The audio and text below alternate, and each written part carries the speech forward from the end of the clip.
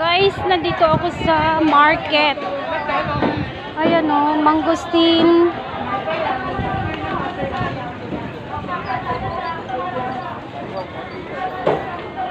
Mahal naman. Ayan guys, oh. May lansones guys. So, wow, ang sarap.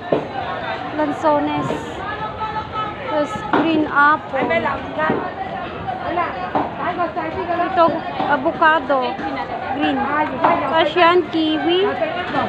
Ito naman.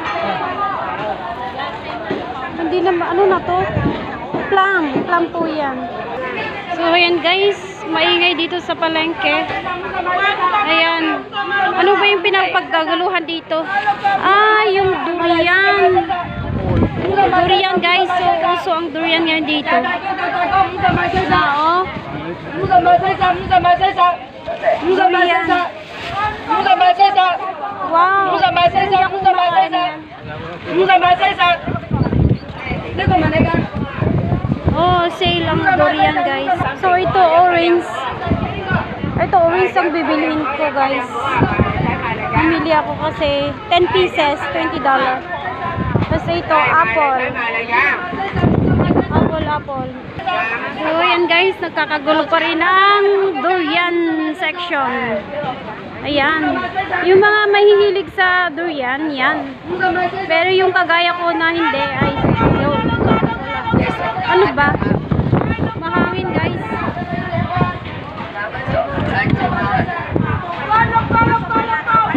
Dito naman ang mga karne. Karne. Yan. Dito ako bumibili. Yung minced pork. Yan. Nagkalat ang mga ano dito. Meat section.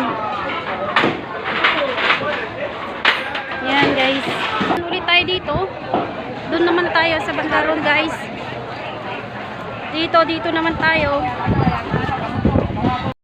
So mura ang kanilang melon guys. 2.25. Tapos yung orange nila dito is 20, 8 piraso. Pero titignan ko kanong pangalan niya. May hindi kasi matamis eh. So ito 2.25. Ang bigat niyan, pagbili ako ng dalawa, buti na lang nakatrolley ako guys. Ayan o, strawberry. Ayan, pinagkakaguluhan ulit dito ang ano ba to? Durian guys, durian. Durian lang ang sakalam. Oh ha? Oh ha? Durian lang ang sakalam guys, durian.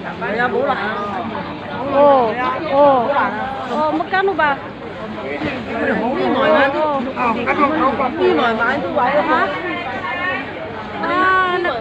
Ito yung mga taong mahihilig talagang kumain yan, pero excuse me po.